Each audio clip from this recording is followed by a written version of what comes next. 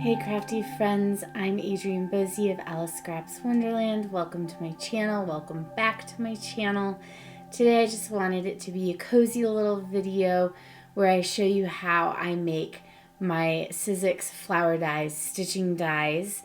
Many of you requested this, so here we go. Let's get this camera turned around and get started on this project. Okay, so some of the things that you'll need for this tutorial are I used the sizzix Fabulous Bold Flora. The SKU is 666255. It's one of their brand new dies for spring of 2024. And I used a whole bunch of these really cute dies. Let me open this up and I'll show you which ones I used for my embroidery hoop. I used this little daisy one here, as well as the smaller one down here. I used this flower die and I used the flower center for that one here. And then I used this flower center with this larger flower. And so I've already gone ahead and I've cut out all of my flowers that I'll need for this project, and picked out some embroidery floss. I have a whole bunch of different colors. I picked these up from Spellbinders. They match the Spellbinders cardstock, and my goal is to get it matched with all of the sizzix cardstock this year. I used sizzix cardstock for this project, and I used their classic assortment, and it has a whole bunch of really pretty colors, pastels, brights, darks, so you get a nice variety in this pack. And I will leave links to all of the products that I'm using down below for you on this project. So what I did was I cut out all of the flowers twice and the flower centers once. And we're going to set this aside because these are just the backing pieces.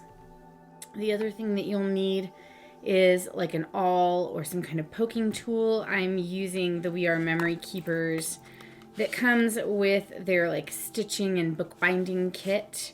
There's like a bookbinding thing and you can use that. Or if you can't find that, you can always use the little pokey tool that you get with your die cut machines. Or you can even use the embroidery needle itself, which we're going to need. So we're going to pull one of those out. I have this nice little handy magnetic case that keeps them safe. Lined up.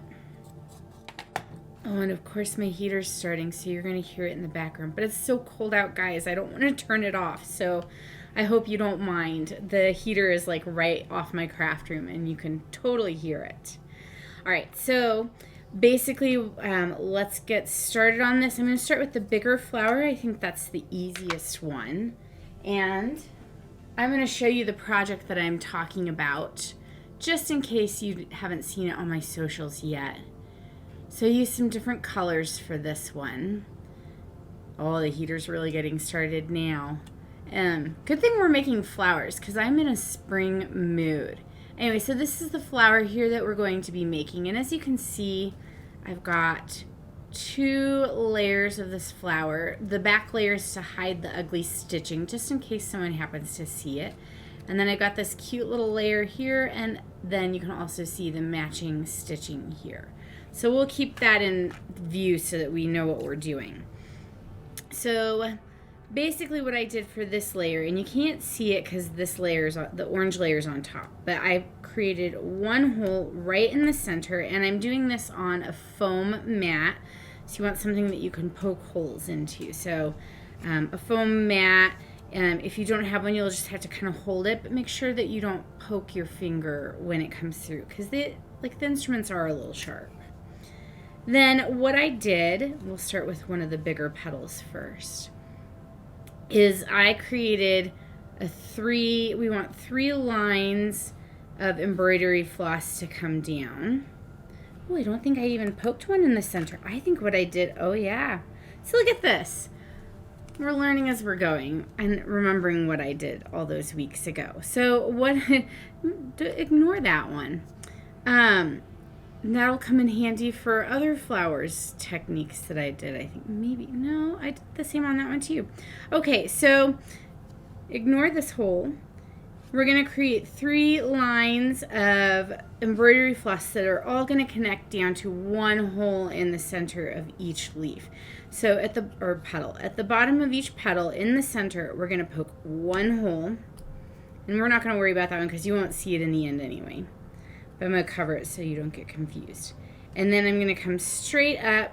You don't want to poke too close to the edge because embroidery floss has like 6 strands. It's kind of thick. We're going to poke one hole in the center of the petal on the end, and then we're going to come over just a little bit.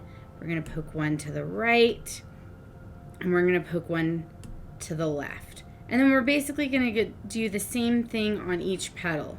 So one in the center towards the bottom of the petal, come straight across, one in the center on the edge of the petal, and then one on the right, and one on the left.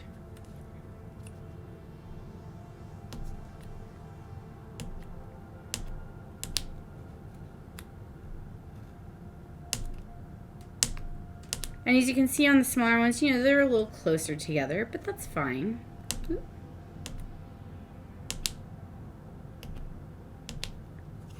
All right, so this is what it should look like minus the hole in the middle, but that's okay because this is going to cover that and you won't even see it. So we're going to set that one off to the side, and we're going to do this one. And this one is the same as this pink flower here. And you can see that what I did is I created a bunch of knots in the center here. 1, 2, 3, 4, 5. I always like to do an odd number. I might do 3 because I think 5 was kind of a lot. We'll see what 3 looks like. So I'm going to do kind of off to the side 2 of them on either side, and then 1 down here. So it kind of creates like a triangle.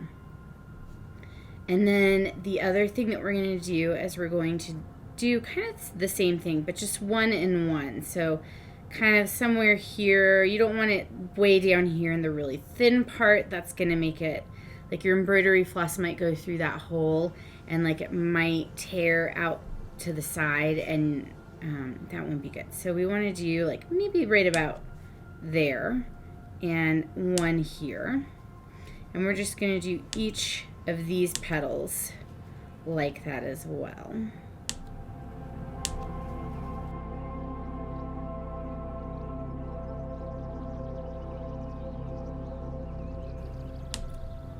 There are some brands that do make stitching dies, like Spellbinders has a bunch. I think they even do like a stitching dies of the month club, and I can actually show you what some of those dies look like. Okay, so here is a Spellbinders stitching die. You can see that there's some stitching done with like some pretty gold thread, and these are what they look like. It'll literally punch out all the little holes for you. And then often what Spellbinders does is they'll also do embossing that kind of shows you where those threads should go. So you can see there's like one big hole in the center, and you can use your stitching die to go to all of these little circles around here on this ornament. So that's what a stitching die looks like. So that's basically what we're doing, is we're making the holes to do the stitching on non-stitching dies. All right, so on these little flowers here, that's these ones, I just did 1 hole right in the center to create that flower center. And I've got 2 on my project, but I only cut out 1 for today. This one, I basically did exactly the same as I did this larger one. 1 hole here, and then I did 1 hole at the top and 2 on each side. And you can see that petal is kind of small. It's a little bit harder, so take your time on that. It's not too bad. And I always like to do the center first because that helps me space the other ones around it equally. It's like if you were to start here, you know, if you're doing more than 3, it might be kind of hard to get that centered.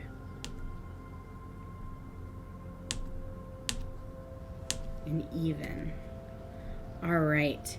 Then for these other layers here, I did a whole bunch on this. You can't even see that die anymore. So maybe I just do, I don't know.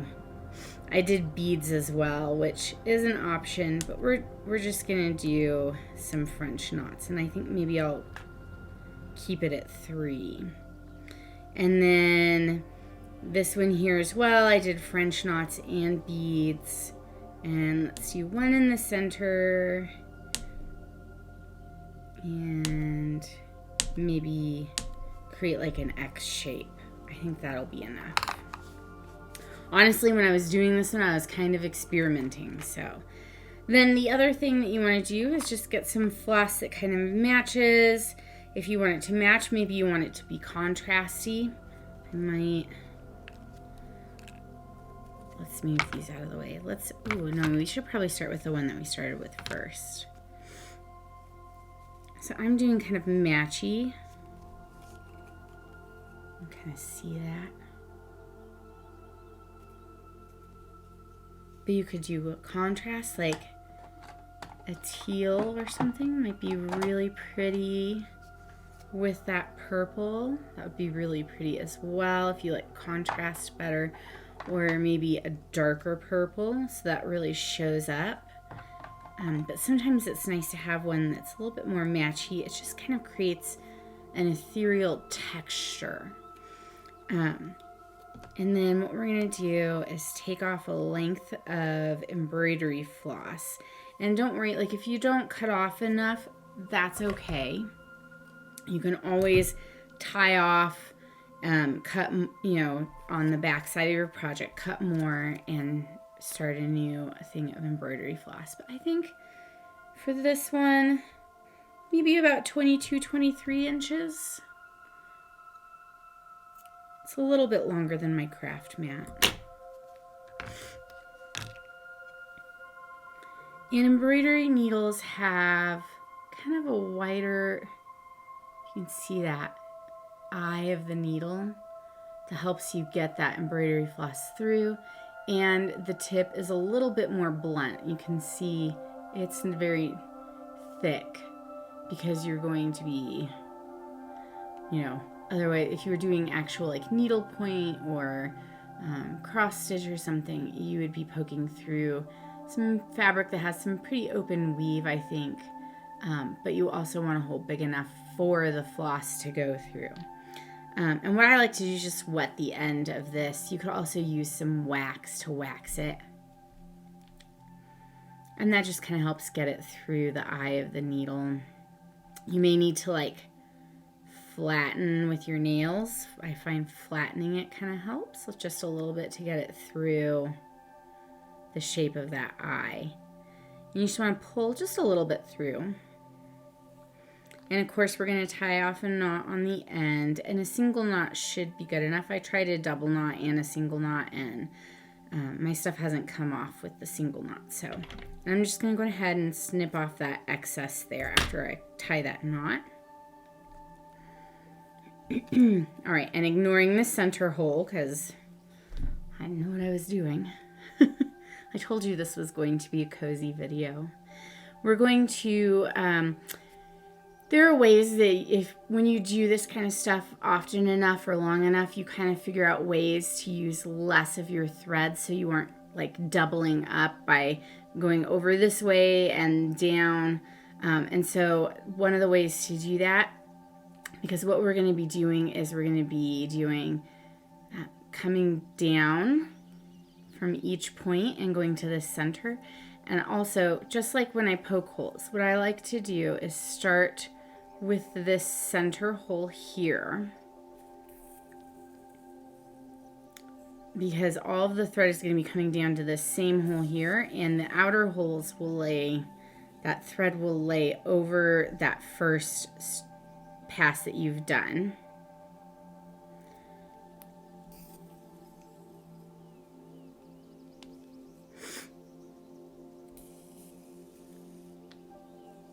So you can see that's just going to kind of lay either right next to it or right over it really nicely.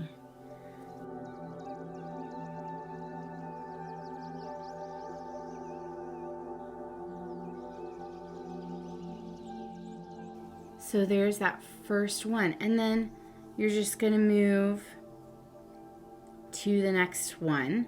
And we might, you know, you don't want it coming directly across, you know, an open portion of your flower here. So if your petal's really thin and you're coming across to one of these here on the back side, you don't want it like, you know, doing something like this, right? So just be aware. And you can always, it's easy to unthread regular stitching like this. You can't undo French knots, so but you can undo these. So I'm going to go ahead and come over to this one here. Whoop. Just getting twisted up. Oh, there's a knot in my thread. How did that happen? I must have twisted it around. That's not a problem. So I'm just going to take my thread out of the needle. I'm just going to try and undo this knot here because it's like right in the center. We don't want to waste all of this. And if for some reason I can't get it, we're just going to cut it short. And, you know, embroidery floss is pretty cheap, but I don't like to waste in my craft room. If you guys have been following me for a while, you know I like to recycle all of the paper scraps that have become too small to die cut. Let's see here. Which way do I need to pull the thread? There's 6 strands, so be careful when you're doing this. Sometimes you get like more. I might be getting more messed up. Here we go. Here we go. Let me find the end of this couple of threads here and pull them straight. Okay. I think I got most of it. There's still a tiny knot. And this is, you know, a good opportunity to talk about, you know, making mistakes and things like that. I'm sure that when you guys look at social media posts that are really polished from the creators on design teams like myself, it can feel like, you know, the stuff that you're doing isn't real.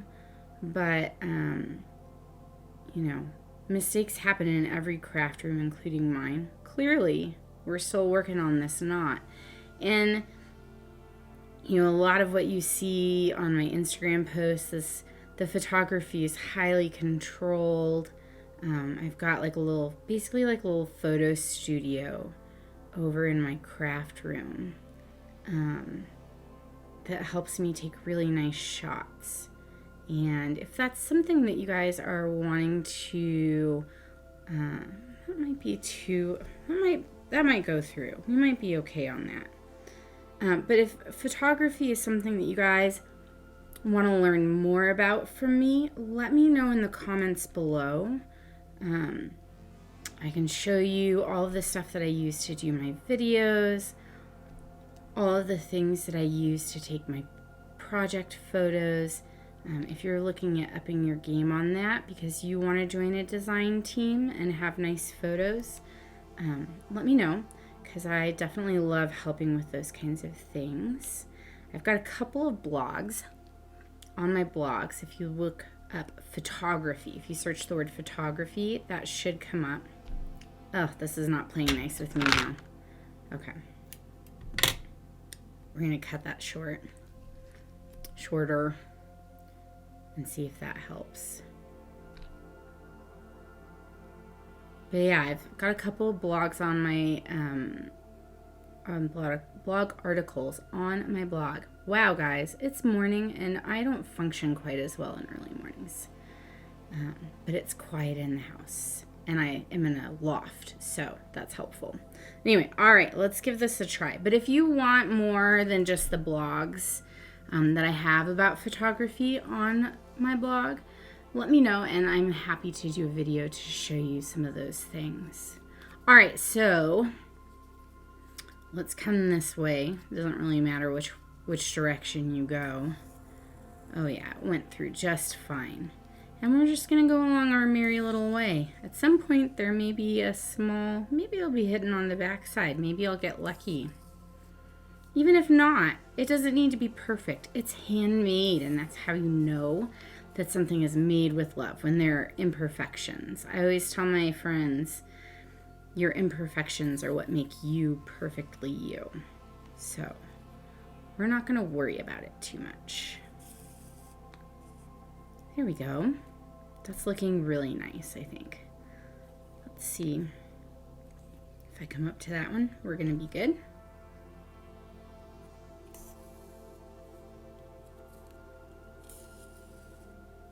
And I think this is this kind of project, you could probably like cut all of your dies out.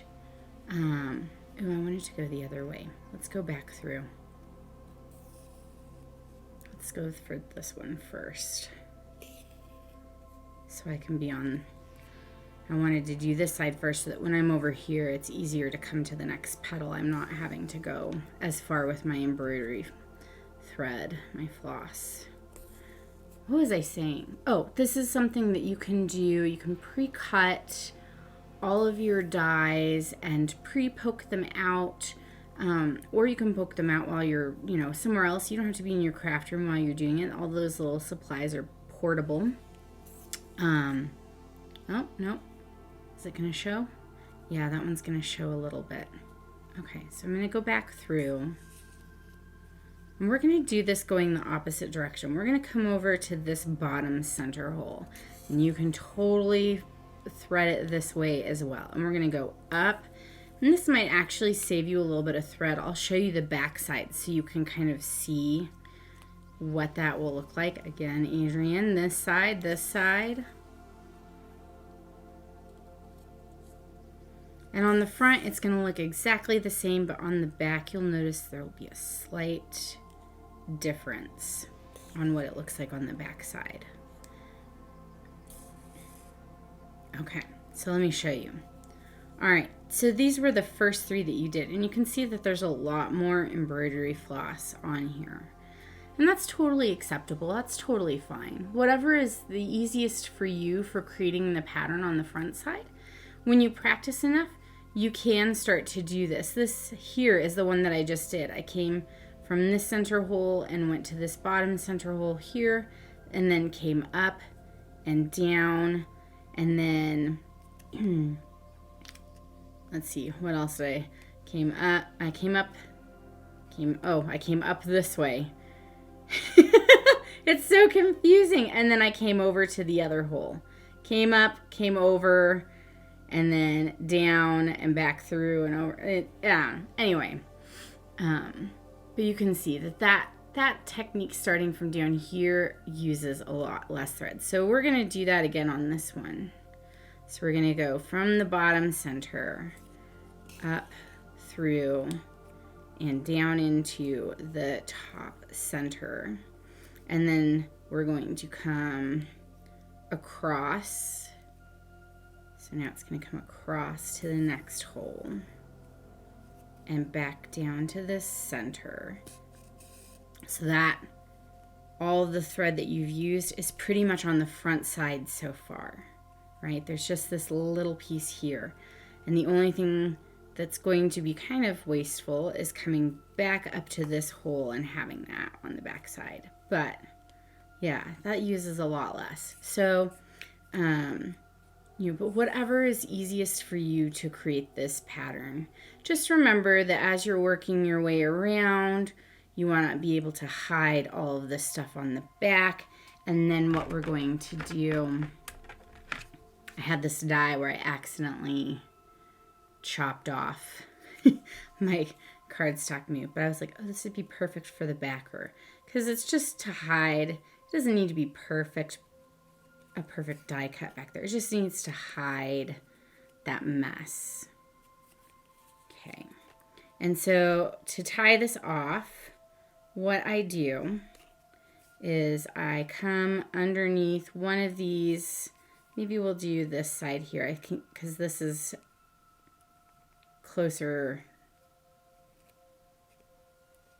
We don't want to do the one that we, like one of the threads that we just came down through like a couple steps ago.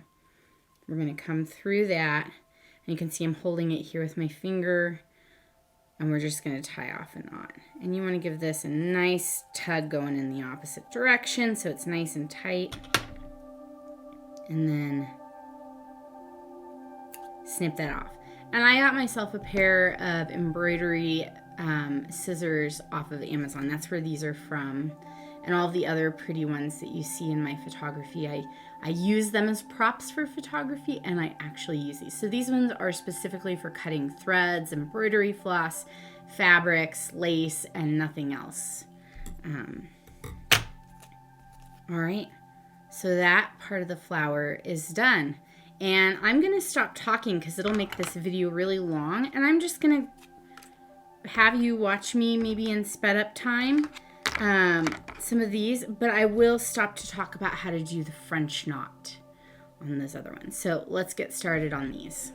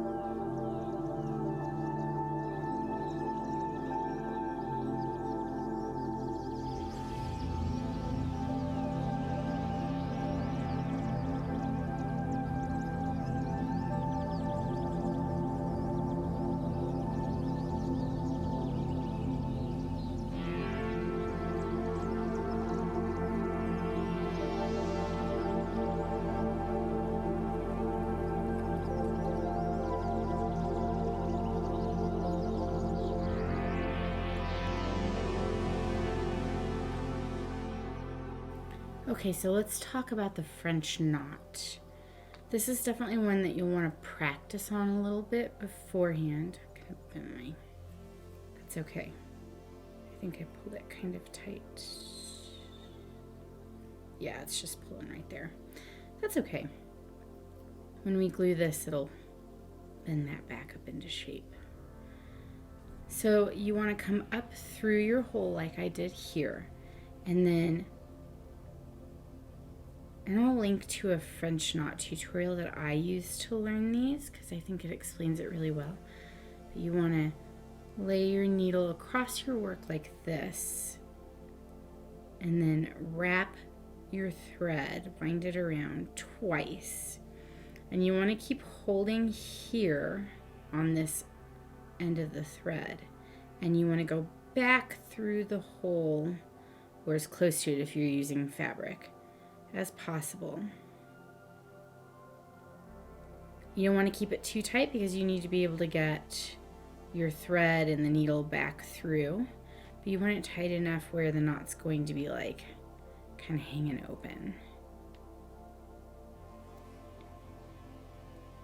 Kind of see I pulled on it there the other way, but so you want to keep holding this thread over here on this side until you get to about there, and then you just keep pulling that through, and you have a French knot. So let's do that again.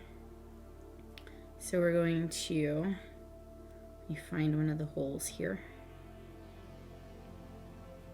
Here we are. Come up through your hole,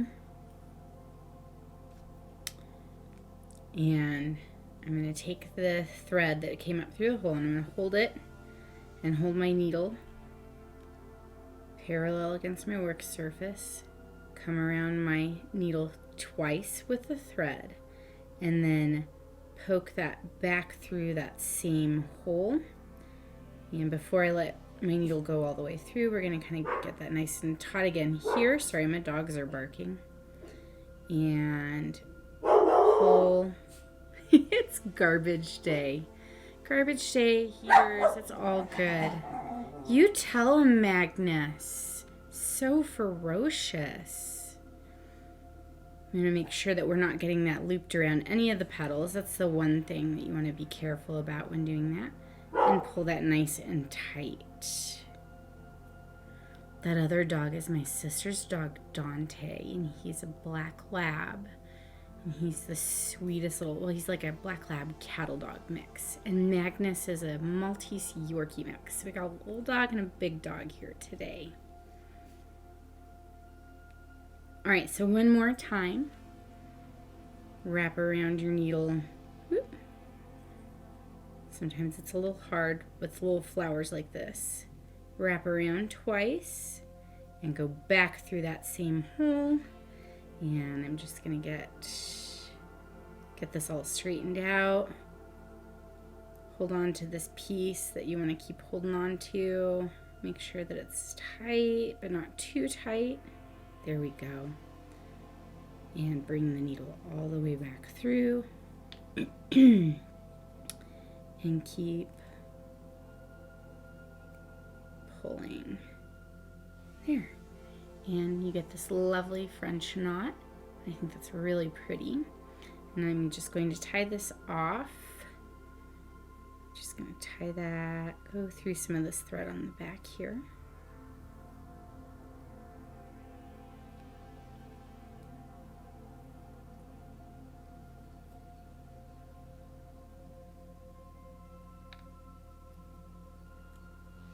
There we go.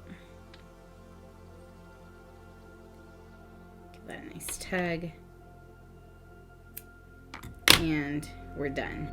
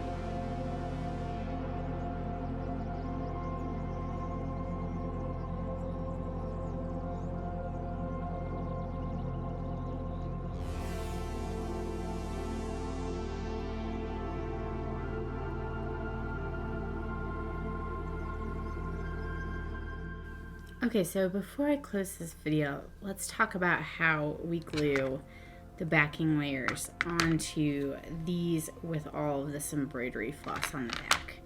And basically what we're going to do is use two different types of adhesives. These are the scrapbook.com foam adhesive squares. These are the small ones, the original thickness 2mm. And I'm also going to be using some of their small sticky squares as well, because we want something that's really sticky, and these are really sticky. So we're just going to match these up.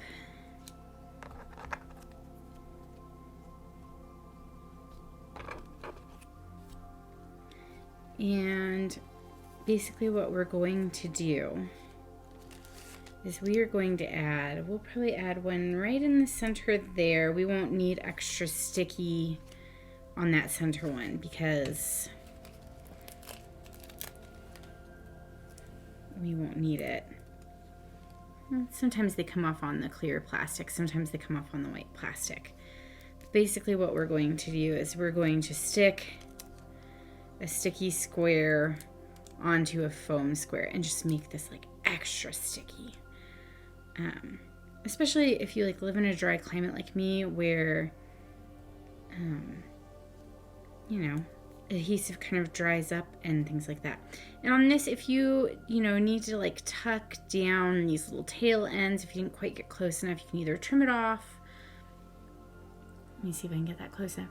You can either trim those little tails off with your scissors, or you can use a little bit of liquid adhesive like Sizzix's Express Glue or Scrapbook.com's Artiste Glue to kind of like pull that over and down and just kind of tuck it and glue it so it hardens that way. So that's one option for that, or scissors is another option to try and trim it a little bit more. You can also try to tuck it in by using some of these sticky squares. That's an option as well. So I'm just going to go around and put a sticky square on each of these.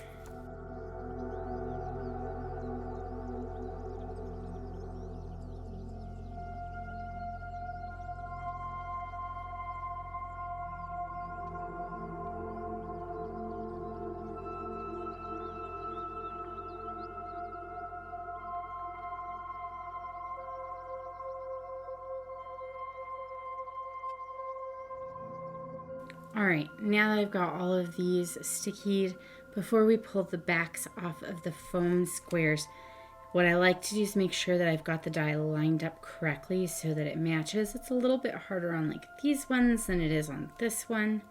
One of mine already came off on this one. So we'll just pull those off.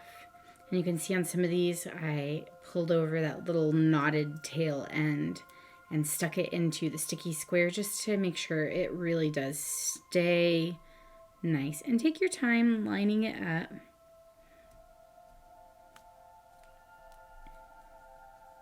Here we go. And if you want to give your flower just a little shape, you can by just bending the petals up a little bit. Same thing for this. We're going to do a sticky square and a foam square.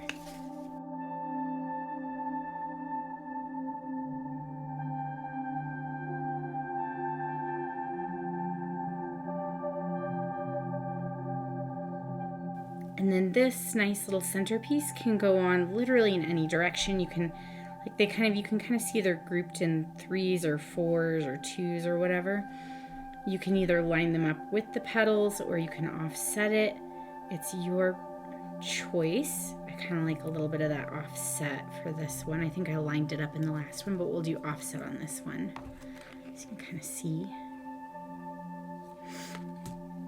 So there's that first flower. For this one is going to need basically like, let me grab my other little scissors here that I use for paper stuff. I'm gonna cut one of these down and I'll probably cut it into quarters on this side. So we're just gonna be using a tiny little piece of that sticky square, and same thing for the foam square. I'm gonna cut 1 1/2 and then a 1/2 1/2 for a quarter. And it is like fiddly, but it does help hide that adhesive.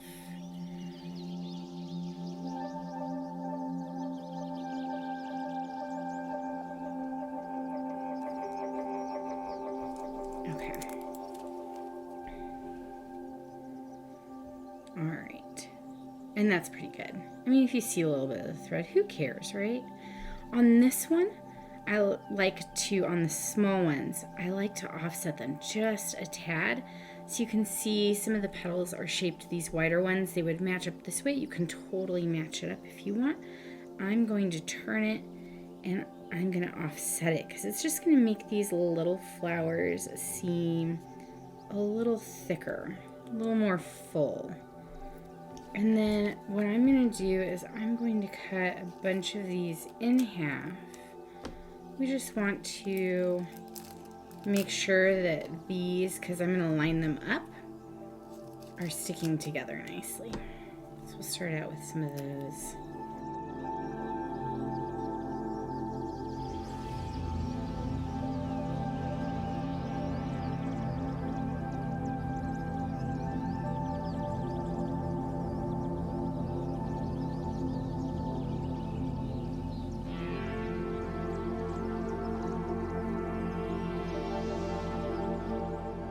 And there you go.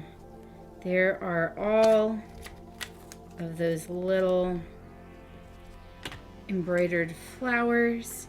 And then you can stick them onto the vault embroidery hoop from Eileen Hull. You guys voted in my stories to keep this project as is, that it was perfect. So, but I will be making a mini album from this embroidery hoop die, so stay tuned for that. But there you have it.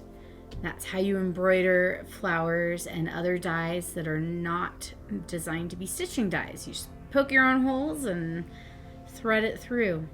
It's kind of like a puzzle piece. So I hope you guys enjoy this technique, and happy crafting, and I'll see you in the next video.